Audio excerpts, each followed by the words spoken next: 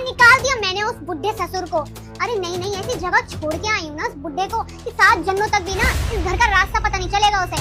अरे तंग कर दिया था, मैं इतनी परेशान हो गई थी बेबी, तुम्हें तो पता ही था मेरा पति तो घर में रहता नहीं है, अब वो बुढ़ा रहता था, हमारे ऊपर ही नजर रखता था, ये कौन आ रहा है, ये कब आ रहा है, ये क्यों जा रहा है। अब सही है ना, अब मैं अकेले घर में रहती हूँ, तुम तब जब चाहो जब आ सकते हो, जब चाहो जब जा सकते हो, हमारे लिए इजी हो गया ना।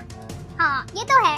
अरे मर रहा होगा, मैं तो चाहती हूँ कि वहीं मर जाए जंगलों में ही, घर का रास्ता तो मिलेगा ही नहीं उसे। अरे बोल दूंगी, पूछेगा तो मुझे क्या पता, कहीं टहलने नहलने गए होंगे, खो गए होंगे, वैसे बुढ़ापे में तो याददाश्त कमजोर हो ही जाती है।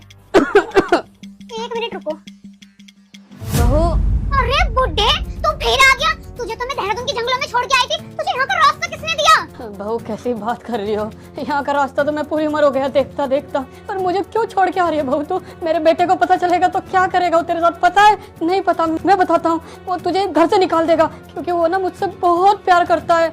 तू मुझे धमकी दे रहा बुड्ढे, मुझे? और बताएगा कौन तेरे बेटे को, मैं तो बताऊंगी नहीं, तुझे मैं बताने लायक नहीं छोड़ूंगी। अपने बॉयफ्रेंड के साथ मिलके ना इस बार मैं तेरा काम तमाम ही कर दूंगी, क्योंकि तू ऐसे तो सुधरेगा नहीं। घर का सारा काम कराने के बावजूद भी तेरे अंदर पूरी ताकत रहती है सिर्फ मेरे से सवाल जवाब करने के लिए। मैं ना परेशान आ गई तुझसे, मैं चाहती हूँ इस घर में शांति, मैं चाहती हूँ कि मैं अकेली इस घर में रहूँ, तेरा बेटा तो यहाँ रहता नहीं है। तू वापस कैसे आया मुझे ये बता दे।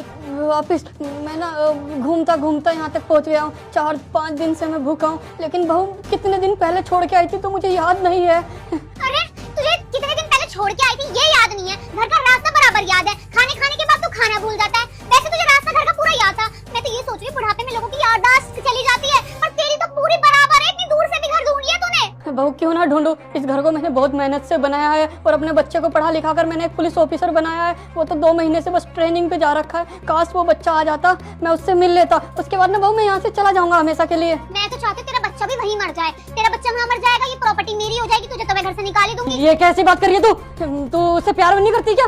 अरे बताया ना मेरा बॉयफ्रेंड है, उससे तो मेरी शादी मेरे घर वालों ने ना नौकरी देके करवा दी जबरदस्ती, वरना मुझे कोई इंटरेस्ट नहीं था तुम्हारे बेटे में।